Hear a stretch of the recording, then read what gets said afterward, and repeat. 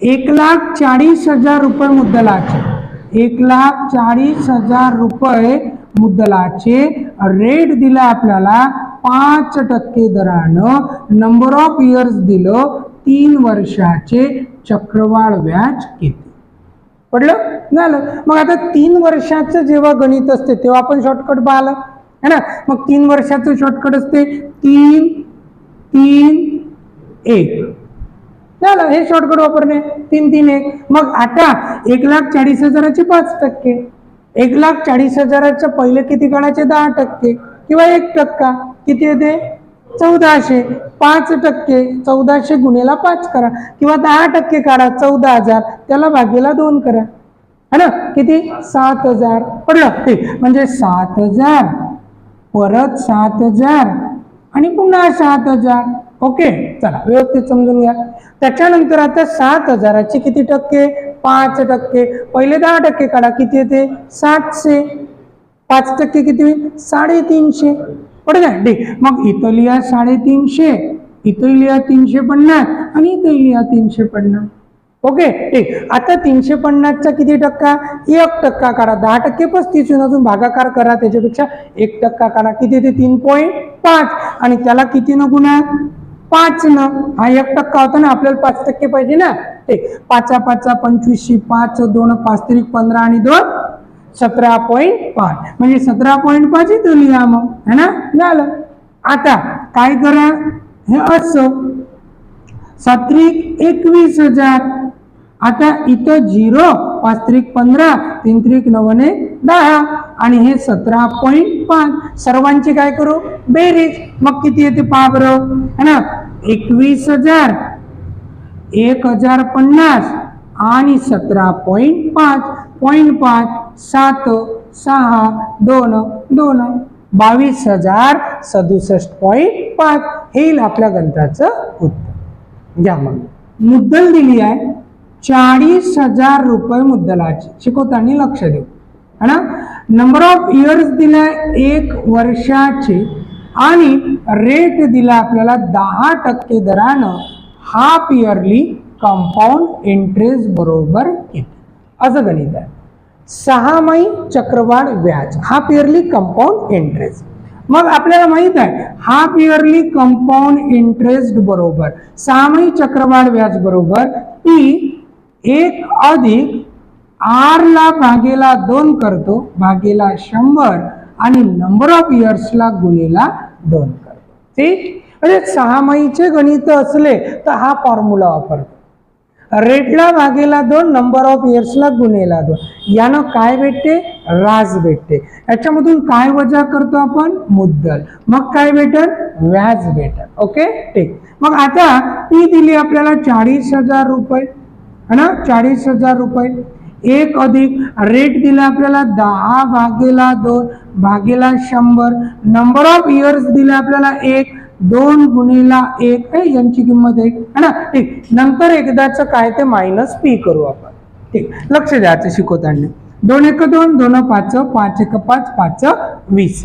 Okay, ठीक. मग आता हे झाले 40,000 गुणेला 20 21 आणि 1 21/20 गुणेला 21/20, कारण 2 1 2 है ना. ठीक, 2दा वर्ग होईल.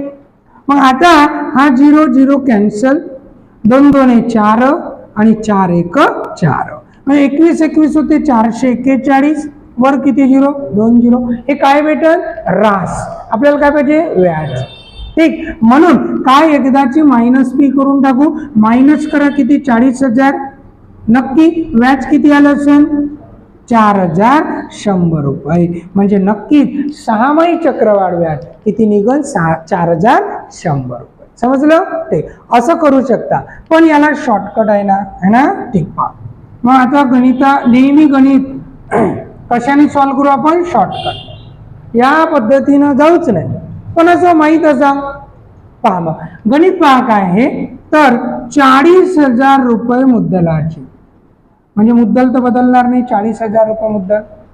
चक्रवाढ व्याज त्याच्यातही 6माही चक्रवाढ व्याज मध्ये काय करतो आपण रेटला करतो भागेला 2 रेटला करतो भागीला 2, मग जिथं रेट 10% आहे तो रेट किती होईल मग 10/2 किती होईल 5%. नंबर ऑफ इयर्स आहे ना आपल्याला किती दिलाय 1 वर्षाचं, मग इयरला किती न गुणतो आपण 2 न पडते, मग ते किती वर्षाचे बनत 2 वर्षाचे. आणि सरळ सरळ काय काढा कंपाऊंड इंटरेस्ट, शॉर्टकट आहे. पडलं, म्हणजे रेटला करा भागेला 2, नंबर ऑफ इयर्सला करा गुणेला 2. पडतंय. मग आता 2 वर्षाचे 5% दरानं 40,000चं चक्र वाढव्या, मग आपल्याकडे 2 वर्षाचं शॉर्टकट आहे ना, समजलं. ठीक, मग 40,000चे 5% 10% होते 4,000, 5% ते 2,000, मग ते आपण 2,000 इथं लिहितो आणि पुन्हा खाली लिहितो है ना. आता पुन्हा 2,000चे है ना, किती टक्के पहिले 10%, 200, 5% किती 100, मग ते इथं लिहू आपण 100 है ना. हे झाले 4,000 आणि हे 100, असे किती होईल 4,100. पडलं. हे काय असन सामायिक चक्रवाढ व्याज. घ्या 50,000 रुपये मुद्दलाचे, 50,000 रुपये मुद्दलाचे. रेट दिला आपल्याला किती टक्के रेट दिलाय 2% दिला. नंबर ऑफ इयर्स किती दिलाय 1 वर्षाचे. आणि काय करायचं आहे हाफ इयरली कंपाऊंड इंटरेस्ट बरोबर किती. ओके झालं. मग आपल्याला आपण शॉर्टकट पाहिजे ना, आपल्याला आपलं शॉर्टकट काय माहित आहे, मुद्दल आपण तशीच ठेवतो. रेट जो आहे तो नवीन रेट तयार होते ना, रेटला किती करतो भागेला 2, आणि नंबर ऑफ इयर्सला काय करतो आपण गुणेला 2 है ना. ठीक, नंबर ऑफ इयर्सला काय करतो आपण गुणेला 2, किती वर्षाचे बनते 2 वर्षाचे. आणि काय काढतो मग आपण कंपाऊंड इंटरेस्ट किती पडतंय, कंपाऊंड इंटरेस्ट काढतो है ना. ठीक, मग 2 वर्षाचा आपल्याकडे शॉर्टकट आहे असं. ओके ठीक, मग 50,000चा 1% किती होते 500 है ना. मग 500 इथं लिहितो आणि परत 500 इथं लिहितो. आता परत 500चा 1% किती होते 5 है ना. ठीक, 500चा 1% किती होते 5, म्हणजे हे झालं 1,000 आणि हे झालं 5, म्हणून किती होईल 1,005. समजलं. घ्या मग आता या गणितात काय म्हटलं 1,30,000 रुपये मुद्दलाचे 12% दराने 1 वर्षाचं सहामाही चक्रवाढ. मग आपण पटकन याचे किती टक्के करतो 6%, कारण रेटला भागेला 2 आणि नंबर ऑफ इयर्सला काय करतो गुणेला 2 आणि काय काढतो कंपाऊंड इंटरेस्ट. हे आपलं शॉर्टकट आहे.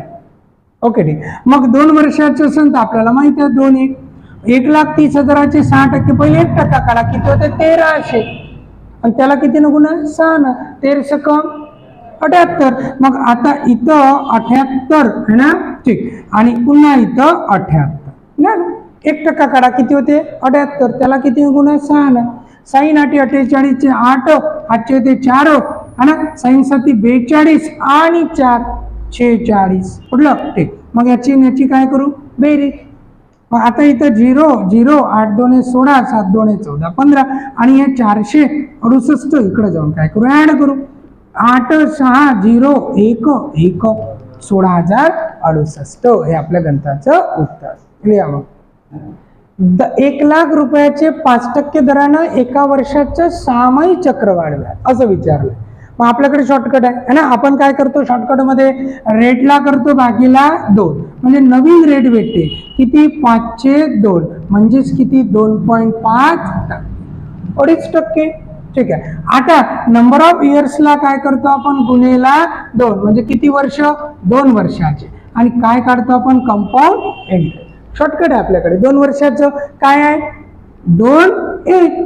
मग आता 1,00,000चे 2.5%, पहिले 1% काढा 1,00,000चा 1% किती होते 1,000, त्याला 2.5 न गुणा.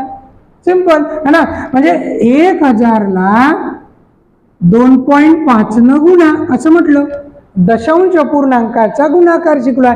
किती घर पुढे जाते 3 घर है ना. ते म्हणजे किती मग ते 2500 है ना. मग 2500 इथं लिहितो आपण. ओके 2500.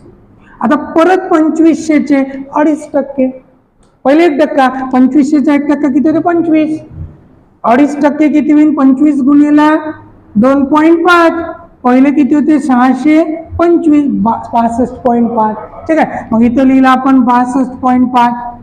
हे झाले 5000 आणि हे होईल 62.5. म्हणून आपलं उत्तर 5062.5. घ्या लिहून.